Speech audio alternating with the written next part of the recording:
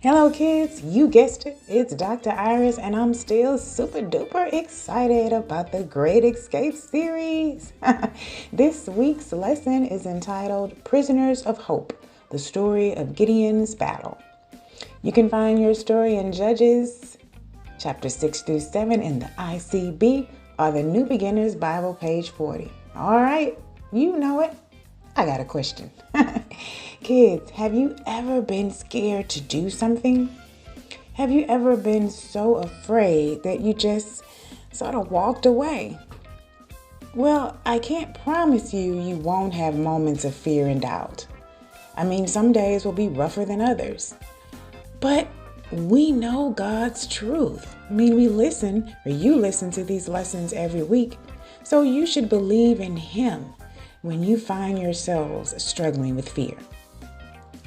In this week's lesson, Gideon loses focus when he becomes unsure of himself, unsure of a request that the Lord has for him.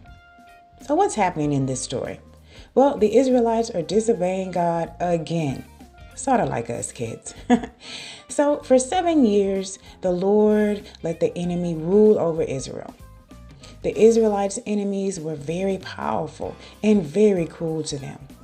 So the Israelites had to find secret hiding places just to stay safe.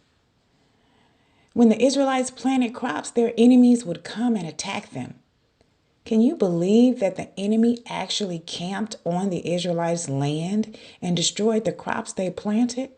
I mean, they left absolutely nothing for them. The people cried out to God for help, and again, God answered their prayers. God chose Gideon to help the people. But when an angel of the Lord told Gideon he would be the one to save the people, he was a bit unsure. He was just like us, kids. You know how sometimes we let fear and doubt creep in when we forget all we need is faith in God to carry us through any battle. Remember the full armor of God. Gideon was still unsure, so he asked for God to send him a sign that God would be there to protect him. And of course, God showed Gideon the signs he needed to know for sure that he would always be there. But kids, remember God is our greatest protector. So we don't have to test him. We just have to believe in him. Well, Gideon had an army of 30,000 men, but God told him his army was too big. You know, God showed him how to win with 300 men. Whoa, 300 men against thousands of enemy soldiers? Wow. What kind of faith do you think Gideon needed to follow through with God's plan with only 300 men? You know what I think? I think God wanted Gideon to know that victory comes from the mighty power of God, not by the strength of men.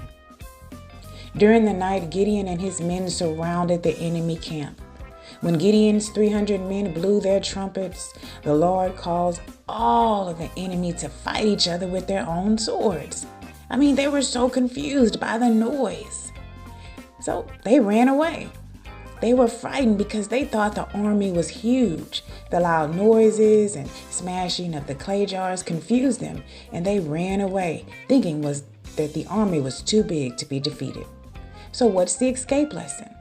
Well, because Gideon came from a family that wasn't rich or important, and because he thought he was the weakest person in his family, he felt he was unworthy to be chosen by God. However, when he listened to the angel of God, Gideon discovered that everything he thought he knew about what he could accomplish was wrong. God showed Gideon he was made to be capable of so much more than he ever thought. Kids, the same is true for you. God knows what you can do, and He knows that if you just believe in Him, if you just cling to your hope, all will be well. Listen to these words from the Bible. You prisoners who have hope, return to your place of safety. Today I am telling you that I will give back twice as much as before. What? You mean all we have to do is hope and we will be okay? Isn't that what happened to Gideon? He clung to his hope in God's protective power and he was able to save his people. Hallelujah. Kids, we have to escape the idea of what's not possible, or what we think is not possible, and run to the idea of what is possible through God. We have to become prisoners of hope. Hi kids, it's time to be prisoners of hope. It seems weird to say prisoners of hope, right? Because prison has such a bad meaning. But guess what?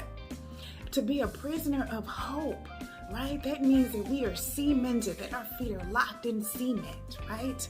We're locked in God. That cement is God, right? And those bars, that's the faith that we have in God. So all we have to do is remember to be cemented in God, to be cemented in that hope, right? To have those bars of faith around us. Ooh, kids, I'm telling you, we're going to rule the world. You're going to rule the world. All right? Listen, God said he would restore us, right? We have to believe. We have to be prisoners of hope, right? On good days, bad days, so-so days, remember God's always there, right? He's always there.